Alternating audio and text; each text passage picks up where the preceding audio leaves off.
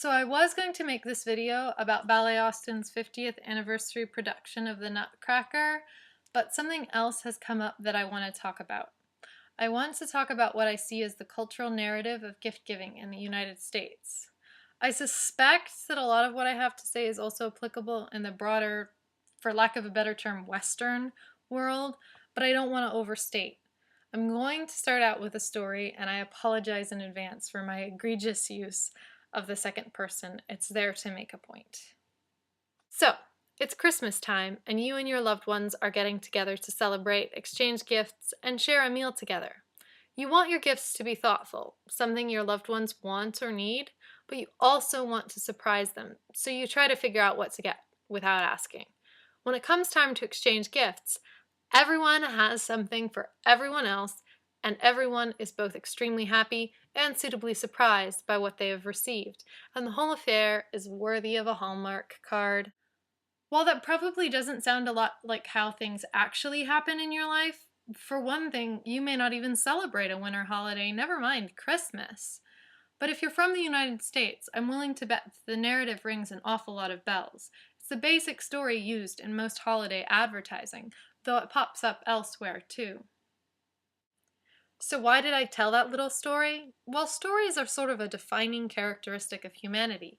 We create narratives based on our lives, and sometimes try to live lives that conform to narratives.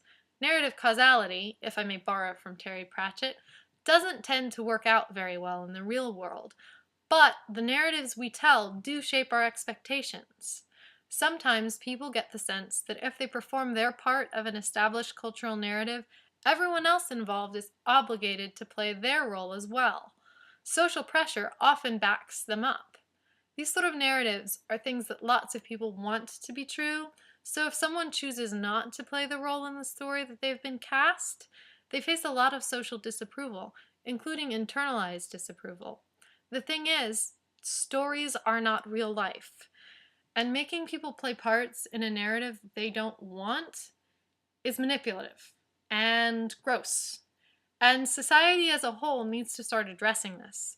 We need to treat people as people, not players in stories. When it comes to gift giving, this means we need to stop placing so much value on surprise and start placing more value on honestly communicating our desires to each other. We also need to talk about reciprocity and what place it has in each of our relationships. So, where is all of this coming from? Well, this Christmas I received a gift that I didn't really want. It was intended to be something that I would find useful, but it just wasn't. And rather than play the part of grateful recipient, I said I didn't want it. I wasn't expecting a gift, and receiving one made me feel more guilty than grateful.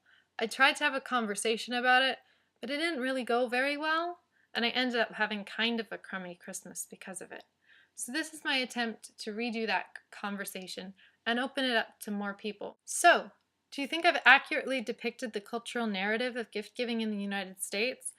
If you're not from the US, how similar or different does this narrative sound to how things are where you're from? What place do you think stories have in our relationships with other people? Has the social pressure to be gracious when someone gives you a gift ever made you feel uncomfortable, or have you ever felt like you have made someone uncomfortable by giving a gift? How do you think we should approach gift giving, given that we lack the psychic power to tell exactly what to get everyone on our gift giving lists?